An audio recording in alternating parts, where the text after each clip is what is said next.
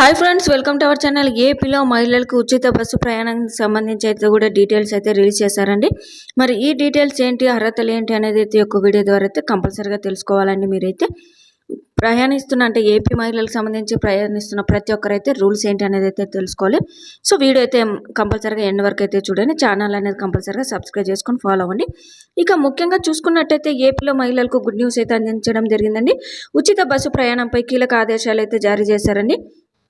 ఆంధ్రప్రదేశ్ రాష్ట్ర ప్రభుత్వం అయితే కూడా బిగ్ అలర్ట్ అయితే ఇవ్వడం జరిగింది. ఆంధ్రప్రదేశ్లో రాష్ట్రంలో అయితే ఫ్రీ బస్కి అయితే కూడా హామీ అయితే ఇచ్చారుగా చంద్రబాబు నాయుడు ప్రభుత్వం అనేది. ఎన్నికల హామీలో భాగంగా ఏపీలో మహిళలకు సంబంధించి ఉచిత బస్సు ప్రయాణం అయితే కూడా మేనిఫెస్టోలో కూడా పేర్కొనడం జరిగింది. సో అయితే దీనిపై తాజాగా కీలక అప్డేట్లు అయితే ఇవ్వడం జరిగింది చంద్రబాబు నాయుడు గారి ప్రభుత్వం అనేది.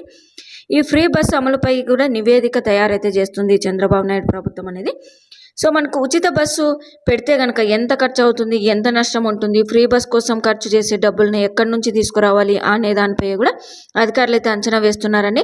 ఆంధ్రప్రదేశ్ రాష్ట్రంలో పల్లె వెలుగు, ఆల్ట్రా పల్లె వెలుగు మరియు ఎక్స్ప్రెస్ సర్వీసులతో పాటు విజయవాడ మరియు విశాఖపట్నం నగరాల్లో సిటీ ఆర్డినరీ అలాగే మెట్రో సర్వీసులతో ఉచిత సదుపాయం కల్పించేలా అయితే కూడా చంద్రబాబు నాయుడు గారు అయితే ప్రభుత్వం అయితే చర్యలు అయితే తీసుకుంటుందండి.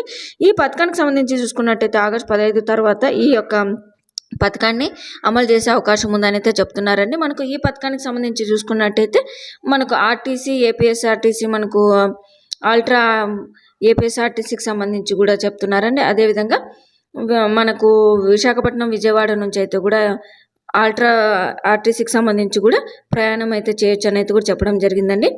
సో ఇదండి మనకు ఏపీలో ఉచిత బస్సుకు సంబంధించిన రూల్స్ అండ్ రెగ్యులేషన్స్. అదేవిధంగా ఈ పథకానికి సంబంధించి చూసుకున్నట్టయితే ఆగస్టు 15 తర్వాత కూడా అమలు చేసే అవకాశం ఉందని అయితే చెప్తున్నారు. కాబట్టి ఈ పథకానికి సంబంధించి ఆధార్ కార్డు మరియు మిగతా డాక్యుమెంట్స్ అయితే మీరైతే కంపల్సరీగా చూపించాల్సి ఉంటుంది. మొదటగా అయితే ఆధార్ కార్డు అయితే ప్రిఫరెన్స్ అయితే ఇచ్చారండి ఈ పథకానికి సంబంధించి. సో ఇదండి ఉచిత బస్సుకు సంబంధించి లేటెస్ట్ అప్డేట్. మీకు వీడియో నచ్చినట్టయితే వీడియో అనేది కంపల్సరీగా లైక్ అయితే చేయండి. మీరు లైక్ చేసిన వెంటనే ప్రతి ఒక్కరికైతే ఈ యొక్క వీడియో అనేది ప్రతి ఒక్కరికైతే చేరుతుంది, తెలియని వాళ్ళకు కూడా.